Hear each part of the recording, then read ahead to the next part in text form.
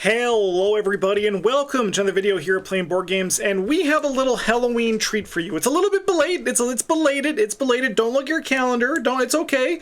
We wanted to get these out earlier, but turns out they revealed a whole new core set on Halloween, and that's kind of just changed the, changed the nature of content. We've had some other focuses between then, but still, this Halloween treat, better late than never for all of you. So, if you don't know, recently Beard and I have been designing player cards together, and it's been a frickin' great time. Him and I are working hard on finalizing our first set of player cards, but we have a belated Halloween treat to share with all of you.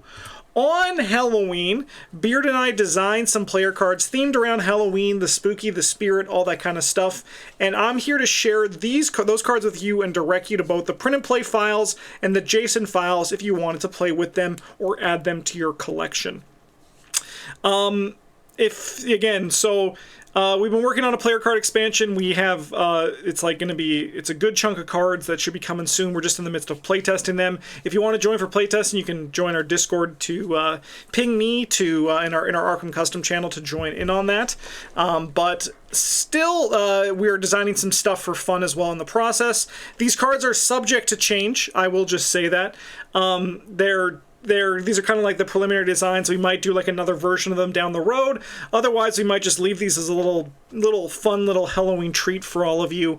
So it's kind of just fun. It's kind of just simple. It's kind of just silly. All that kind of stuff. If you like this content or the designs, be sure to let Beard and I know in the comments. We would love to read them. But enough of the setup. Let's get to the cards themselves. There are 10 cards, 2 for each class, both a level 0 and an upgraded version. We're going to read them here and kind of just talk. I'll kind of just talk about them, and then again, you can check out and get all the stuff you need down in the video description to a link to our Patreon page to download it, the PBG Patreon, for free. You don't need to be a member. You can just get them from there, just from that. All right. First one we have here is our Guardian card. This is Scarecrow. The level 0 isn't the, oh my god, one more time. The level 0 version is a 4-cost asset that takes up the ally slot. It's an ally, an item, and a trick. And you get +1 brain. As a reaction, when a non-elite enemy enters your location, exhaust Scarecrow and deal 1 damage to it. Exhaust that enemy. And Scarecrow can soak 3 damage for you, so it can either soak damage or at level 0, get 3 activations of its ability. A big thing to remember is that when you draw an enemy during the Mythos phase, that counts for an enemy entering your location, so you can use this guy to essentially exhaust 3 enemies that enter your location from the Mythos phase, but they will not disengage from the person. They're not evaded. They're just exhausted. The level 2 version costs 1 less. He costs 3. Still soaks for 3. Still takes up the ally slot. You still get +1 brain. And as a reaction, when a non-elite enemy enters your location, exhaust Scarecrow and deal 1 damage to it. Exhaust that enemy. However, there's also a little bumper text here, which is an action. Spend 1 resource. Ready Scarecrow. Then heal 1 damage from it.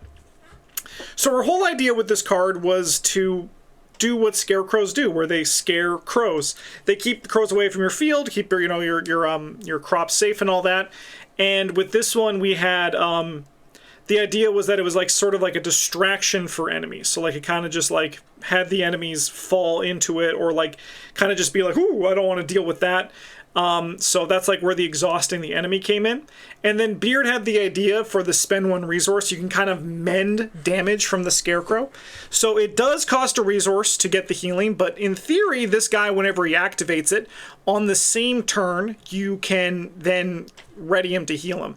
Because it's a then, heal 1 damage from it, you need to actually be able to ready Scarecrow to get the effect. So it's one of those things where like he needs to be either exhausted from his ability or exhausted from some other player card effect to get that exhausted to things to make it so he can be ready. But that's our Guardian card here. I think it's nice and fun and a little bit cute.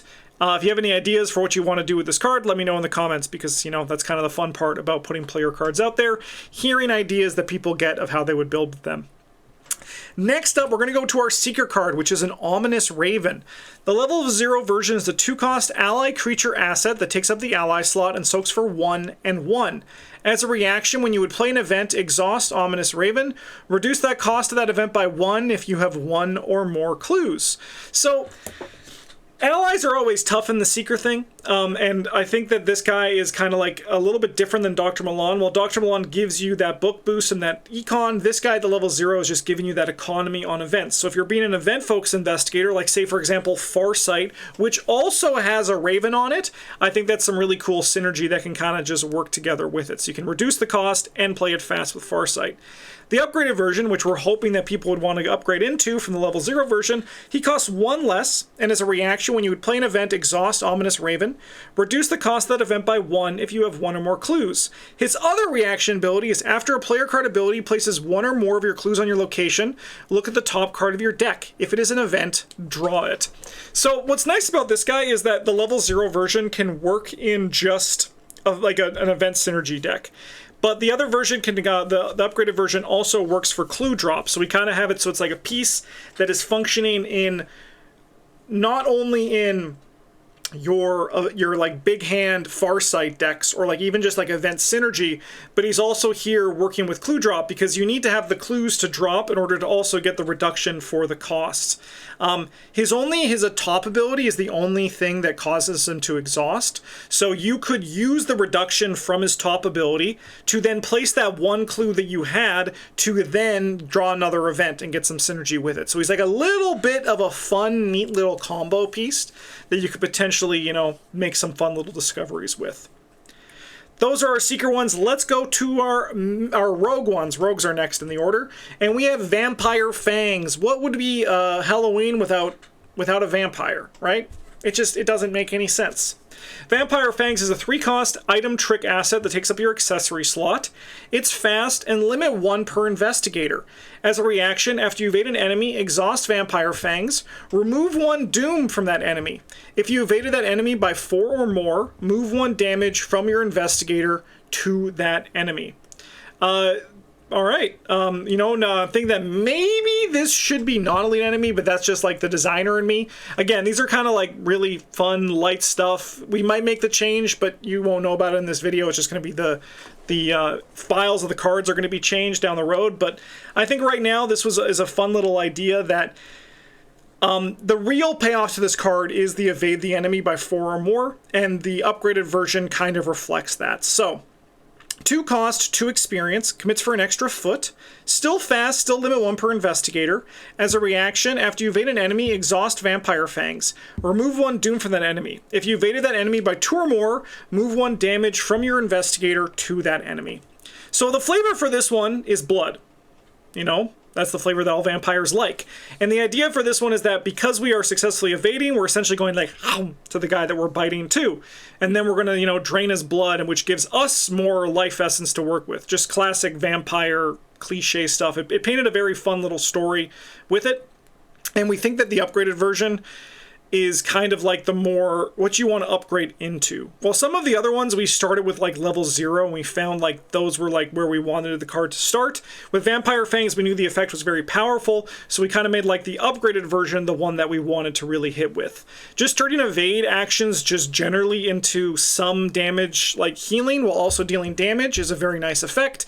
And while not every investigator will want this, people like Keimani, people like Rita can really do something with these Vampire Fangs. So I think overall, this was a fun little design, and the removing the doom works really well for if you're playing Forgotten Age. You know, like evasion already works really good, but bring these Vampire Fangs to Forgotten Age, and you'll have a very good time as well. On to our Mystic card, which was actually the first card that we designed in this little Halloween treats for 2025. 2 cost, it's an asset that takes up the hand slot, it's item and occult, and it commits for a wild. As a lightning bolt exhaust Witch's Cauldron, attach a non-weakness card from your hand face down to this card.